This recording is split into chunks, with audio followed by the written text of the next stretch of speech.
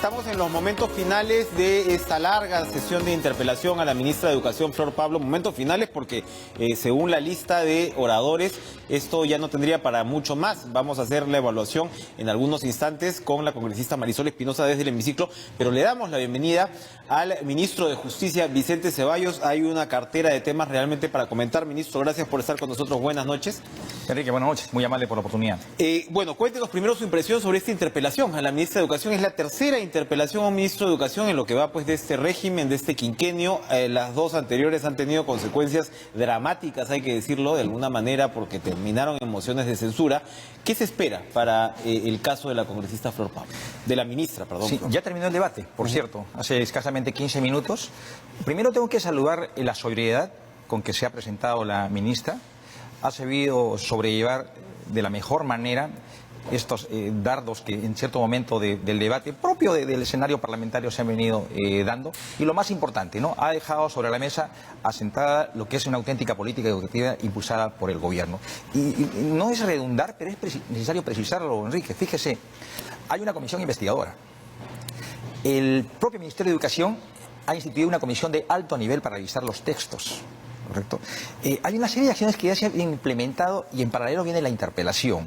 Y el antecedente también que hay que tomarlo en cuenta es que recientemente la Corte Suprema se ha manifestado respecto a una acción popular. Es decir, haciendo un fuero autónomo, el Poder Judicial dijo es perfectamente constitucional. Entonces, no cabe otro argumento que manifestar que hay cierto manejo de lo que es un auténtico instrumento del buen control político que está haciendo el Parlamento. Y recordar además pues que ya el Poder Judicial había descartado la posibilidad de eliminar el enfoque de género. Esta noche regresamos con el ministro Vicente Ceballos. ¿Preocupa, ministro, para ir cerrando este tema de la interpelación? La señora Espinosa decía esto no es un ring, efectivamente no es un ring, pero lo que estamos escuchando últimamente otra vez parece que a pesar de todo este proceso dramático que se está viviendo, que involucra a buena parte de la clase política, pues hay algunos que todavía no salen del ring. Y esto tiene que ver, por supuesto, con las reformas que están pendientes y demás, pero ¿le preocupa, por ejemplo, que en el nivel de debate político se esté asumiendo esta suerte de postura, lo decían algunos congresistas ahora, de un lado ultraconservadora, que de alguna manera caricaturiza, porque si el Poder Judicial, pues ya en todas las instancias ha reconocido el enfoque de género, no como homosexualizador ni como asexualizador, como decía ahora Carlos Tubino, y que pues, sin duda tampoco destructor de la familia, pero seguimos en esa suerte de círculo vicioso en el debate, ya no sé si llamarlo político. ¿Qué opinas sobre esta situación, sobre esta polarización? Enrique, primero yo quiero destacar lo dicho por Marisol Espinosa. El Parlamento tiene que acudir a un rol, y su rol es de control. Y tiene un instrumento que es la interpelación, pero interpelar respecto a políticas públicas. Y usted bien lo ha dicho. Yo me di un tiempo esta tarde para compartir, mirando la televisión, de lo que significa el debate. Y yo soy parlamentario, como usted lo sabe. Sí, claro. Y no estoy ajeno al debate de hoy. No tenía mucha diferencia del debate con Jaime Saavedra o del debate con la señora Martes. Un debate insulso, escasamente sustantivo, muy sarcástico, muy provocador, cuando era una perfecta oportunidad para contrastar políticamente con la ministra de Educación y establecer estos lineamientos están objetados o son incorrectos. Creo que estamos desaprovechando oportunidades que nos da la esfera política para posicionar criterios constructivos. Aquí pareciera ser que estamos haciendo un desuso de lo que es la interpelación para contrastar más sesgos político-partidarios que abordar políticas públicas. De verdad que deja mucho que desear, pero estamos para corregirnos, creo yo. No me canso de decirlo. El Parlamento está en una disyuntiva idónea para proponer una agenda política normativa desde su propio origen. Y lamentablemente no lo está haciendo. ¿Y qué pasa entonces para plantear esa agenda a la hora de hablar de las reformas? En fin, ha habido choques también los últimos días del propio premier Salvador del Solar, le ha respondido la señora Bartra, el propio presidente del Congreso reclama también mayor celeridad con las reformas y conversábamos fuera de cámara y lo conversé hace algunos días con Daniel Salaverry.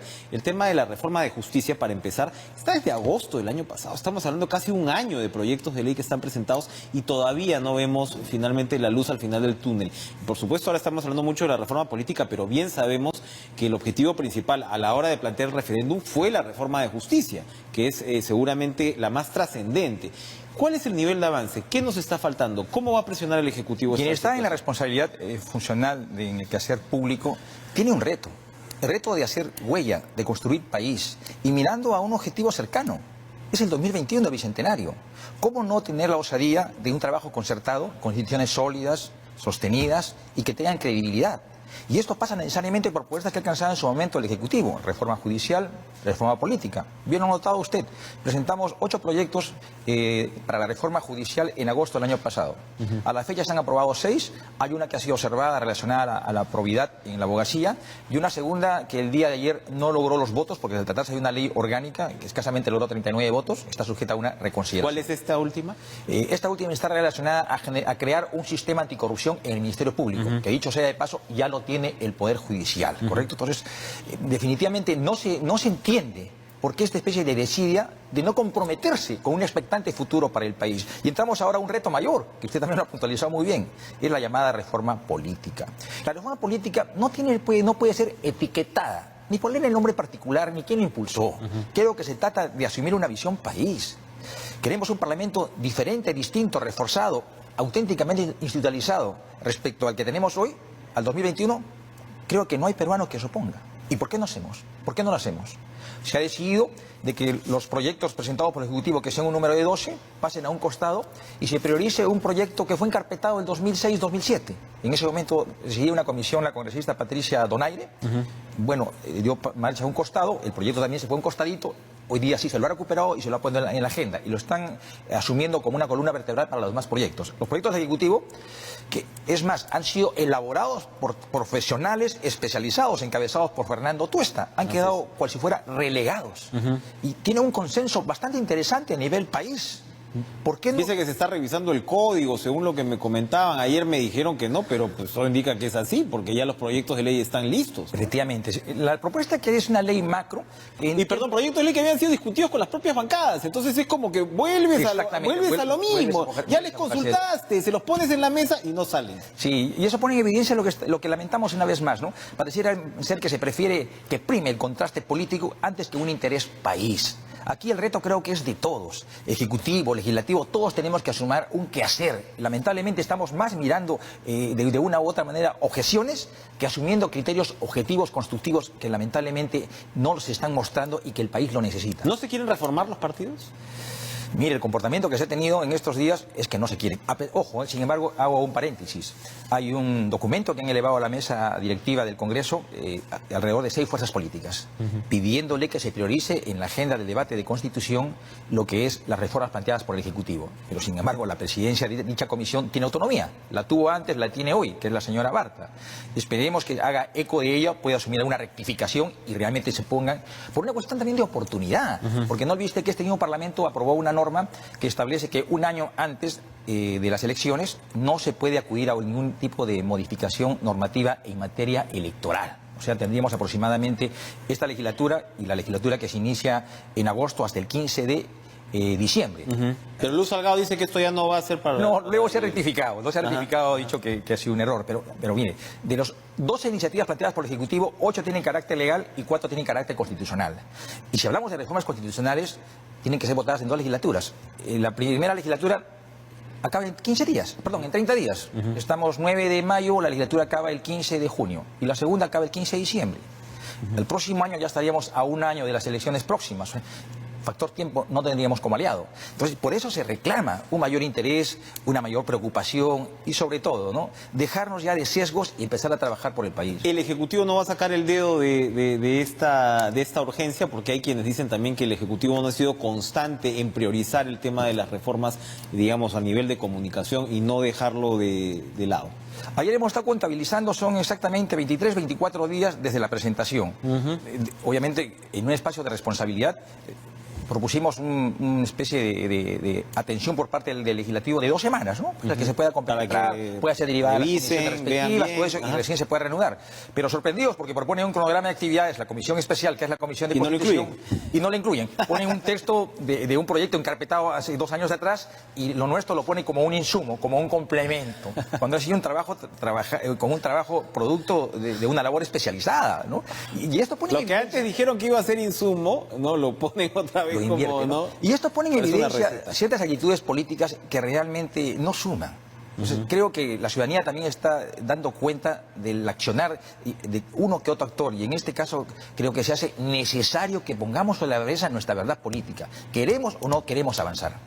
Ahora, preocupa, ministro Ceballos, la situación en general de la clase política, ¿no? Se acaba de pedir una prisión preventiva de 36 meses contra Susana Villarán y otros involucrados en este caso, que era de esperarse con la secuencia que veíamos viendo, pero también se acaba de pedir la disolución del Partido Nacionalista, que muchos también han dicho, oye, esto ya va por otro lado. Evidentemente, con lo que ya venimos viendo, el suicidio de Alan García y demás, es un momento especialmente dramático para la clase política, y esto puede redundar, no sé si usted lo cree así también, en fin, sabe Dios qué hacia el 2021. Uno no sabe cómo el votante y cómo el electorado va a reaccionar ante una situación así. ¿Ustedes están preocupados en el gobierno ante esta situación? Como gobierno y como ciudadanos. Este es un regresión político. Toda la clase política indistintamente está objetada. Tirios y troyanos. Justos pagan por pecadores. Toda la clase política está sujeta a una crítica lógica y legítima de la ciudadanía. Hay un contraste. Y lo menos que puede hacer esa clase política es rectificarse. Y rectificarse justamente es en lo que estamos conversando. De acuerdo, sí. Es proponer instituciones sólidas. Pero en Brasil no piden pues la disolución del Partido de los Trabajadores, ¿no? Ya, yo creo que también es momento también de poder debatir. Que permítame conversarlo. Recién se ha dado la ley 30.424, si no me recuerdo, en enero de 2018. Y por primera vez se le endosa responsabilidad penal a las personas jurídicas. En la mañana estuve en el evento y se cuantificó, en el país hay 16 personas jurídicas que están sujetas a un proceso penal. Y en el caso concreto es bastante delicado, porque la ley, dicha ley, e inclusive un pleno jurisdiccional de la Corte Suprema, establece que puede acuñarse responsabilidad en una persona jurídica cuando ésta haya sido constituida con un fin ilícito. ¿Es este el caso? De verdad que desde fuera miramos, es una apreciación bastante extrema que ha podido dar el señor fiscal, ¿no? Y yo pongo a colación también un elemento adicional. Ha habido un conjunto de ciudadanos que de buena fe propusieron sus mejores aspiraciones políticas en un partido político X. Un partido político no se reduce a su cuadro de estructura nacional. Tiene estructuras regionales, provinciales. Eso te hace. Todos son parte de una organización criminal. A los ministros lo hacen parte de la organización criminal. Claro, esa es la pregunta bastante grave. Y la respuesta, obviamente, resulta bastante forzada a quedar, ¿no? Sin embargo, respetamos la autonomía funcional de los jueces, que no se malentiendan nuestros comentarios, pero nos parece que se están ya forzando a las figuras penales.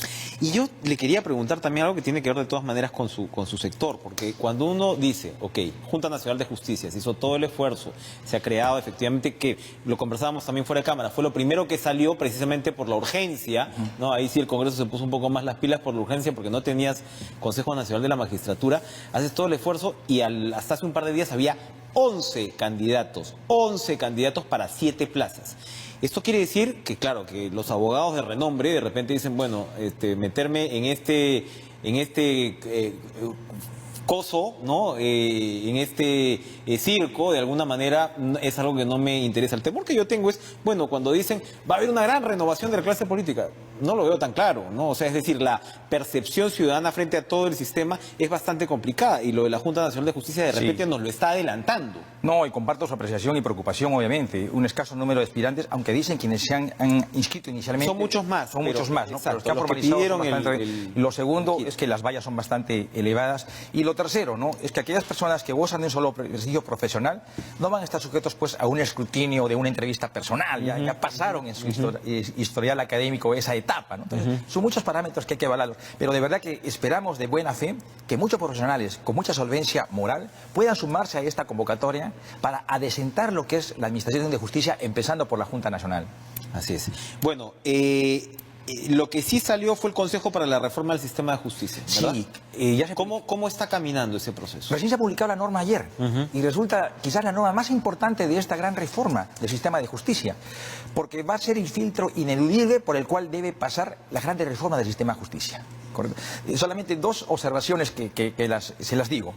La primera es que se habla de un conjunto de integrantes: Contralor, Defensor del Pueblo, Poder Judicial, Tribunal Constitucional y Presidente de la República. En el proyecto original planteado por el Ejecutivo expresábamos que quien preside este Consejo es el Presidente. Bueno, el Parlamento ha dicho que entre ellos se van a elegir.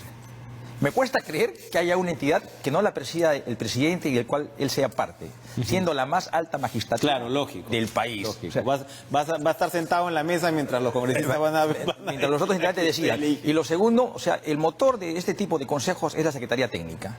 Habíamos propuesto que sea el Ministerio de Justicia, ¿no? En este caso no, lo han soslayado, lo han dejado en blanco.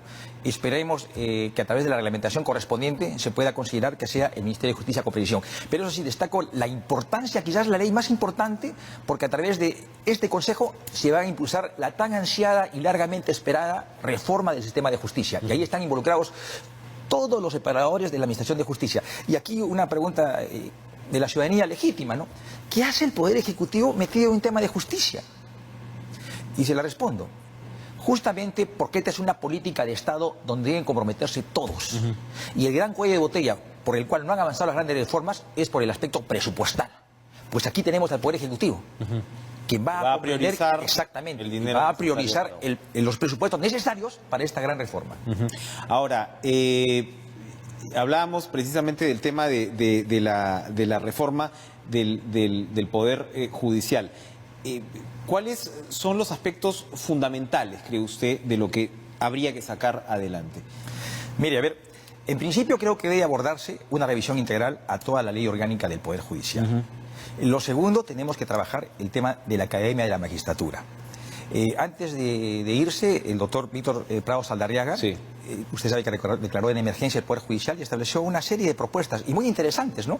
Ellos sugerían, por ejemplo, de que la formación de los jueces se asemeje a la formación de los diplomáticos, y sea una media de 2 años y medio a 3.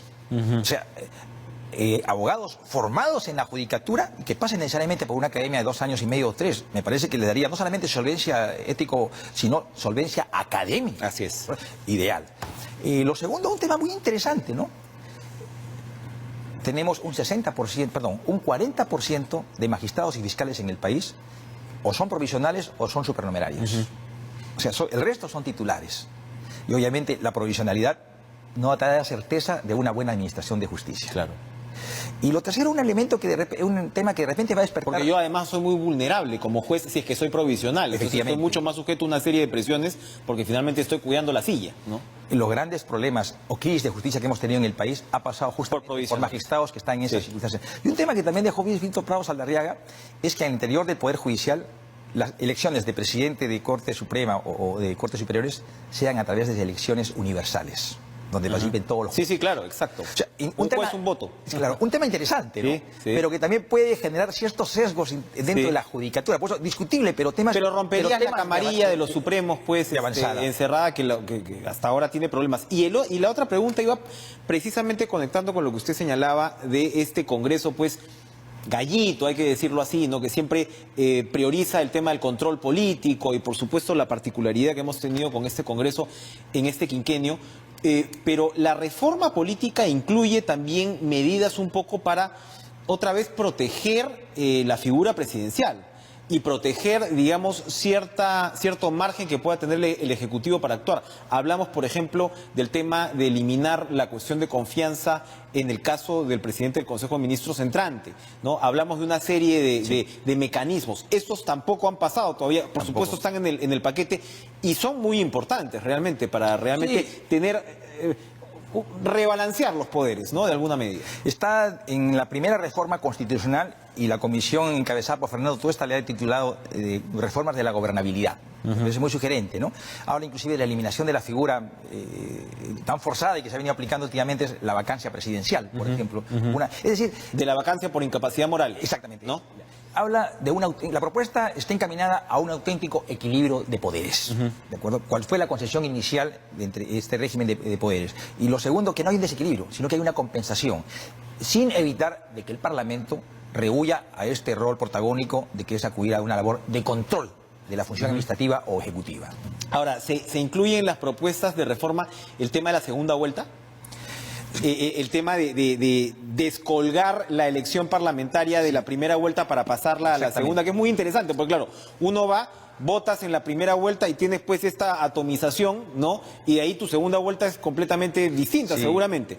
Ahora, hay quienes van a decir que ahí vas a eliminar a un montón de partidos para la segunda vuelta también, pero de todas maneras es No. interesante. Es un tema que tú has insistido mucho. Son temas muy polémicos, por cierto, pero obviamente pongámonos al debate y que la mejor alternativa finalmente sea aprobada y puesta en vigencia. Sí, efectivamente, ¿no? Trata de romper lo que hemos compartido en esta última elección y pasadas también, ¿no es cierto? De el Parlamento sea elegido en la segunda vuelta electoral, si es que lo hubiera, porque de repente en una primera vuelta puede ser elegido el presidente de la República, ¿no? Y no nos quedamos en eso. También en el caso de los gobiernos regionales se elimina la llamada segunda vuelta electoral. Permítame, antes de entrar al tema de gobiernos regionales, porque me interesa mucho esa parte, tu lista parlamentaria, ¿ya? ¿La conformas para la segunda vuelta o la conformas antes? No, va conformada La conformas antes. Claro, va conformada antes. Ya, ¿no? Simplemente se altera. Pero la eliges junto a la segunda los vuelta. cronogramas, exactamente, así es. Ok, y bueno, pero eso es si es que, como usted dice, si es que hay segunda vuelta, que es casi la norma. Si no hay segunda vuelta, tendríamos una elección parlamentaria posterior a la primera vuelta. Exclusivamente, pero ya con una autoridad presidencial instituida como tal. Qué interesante. Me hablaba del tema de eliminar la segunda vuelta regional, porque también se dice que el problema es que podrías tener ahí presidentes regionales, usted viene también de un escenario regional, podrías tener presidentes o gobernadores regionales elegidos pues con unos porcentajes mínimos. ¿Cómo se cocina Enrique, eso? No pasemos por alto. El 9 de diciembre último elegimos los gobernadores regionales en casi 15 regiones y a su vez el referéndum, ¿recuerda usted? Así es. ¿No? ¿Correcto? Fueron Del las 9 al 31 de diciembre tuvo que darse la transferencia. En algunos casos se dio faltando un día y en algunos casos ni siquiera se llegó a la transferencia. Se trata de ordenar. Lo segundo, si realmente lo que argumenta la segunda vuelta es que tenga legitimidad con una mayor votación, la legitimidad se la gana todos los días, con la buena acción, con la buena decisión que se aplica desde la gestión de gobierno regional. Y otro aspecto complementario, aprovechando la oportunidad, es que el periodo se ampliaría a 5 años.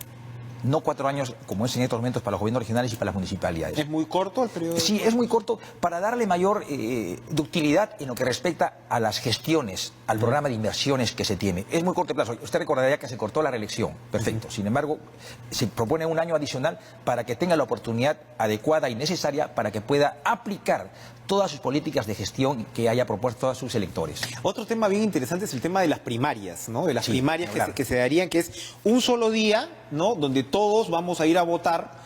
¿Es obligatorio ese voto? Sí, obligatorio. Todos vamos a salir a votar por nuestro partido de preferencia, es decir, ¿no? O sea, por la primaria que yo quiera participar. Sí. No puedo ir a varios stands, ¿no? Escojo uno y sobre eso elijo a los candidatos presidenciales. Es que acá hay algo, me corrijo, aquí hay algo...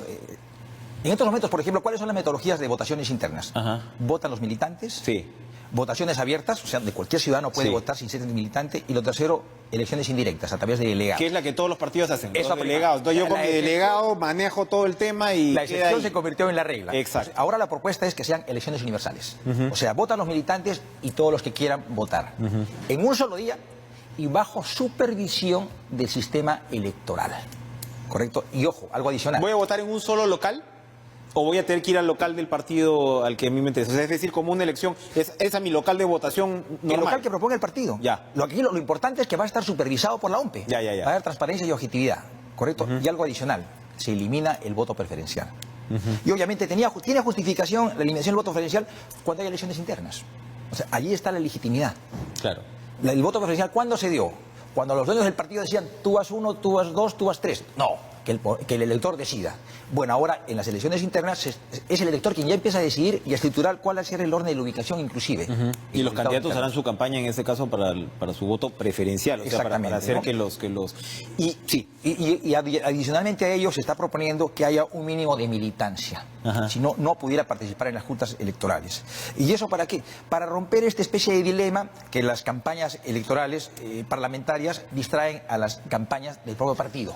¿A su juicio esto va a crear un sistema de menos partidos más sólidos o la cosa puede atomizarse más todavía? No, esto va a ordenar en principio. Lo segundo, con las nuevas reglas que están dando respecto al financiamiento de los partidos, las participaciones van a ser mucho más ponderadas y equilibradas en cuanto a gasto publicitario. En consecuencia, vamos a hablar de equidad. Y creo que finalmente va a evitar todo nivel de atomización a la que hemos estado sujetos en el país. El tema de financiamiento, para ir terminando, es bien interesante, porque también, bueno, esto ya está como reforma constitucional, Sí, por el lado del referéndum, eso así nadie es. lo puede tocar, pero se ha hablado muy poco del tema. Y lo que va a ocurrir es que el Estado va a financiar una gran franja electoral, ¿no? En buena medida, como la que tenemos acá en Canal 7, pero en otros canales de señal abierta, donde se va a repartir la publicidad. Hay que ver, ¿no? Me parece que todavía esa reglamentación queda por verse. Me parece que Jorge del Castillo tenía un proyecto de ley por ahí para ver, pero es muy interesante, porque si volvemos, ministro, a lo que estamos viviendo ahora, la señora Villarán ahorita, el señor Humala,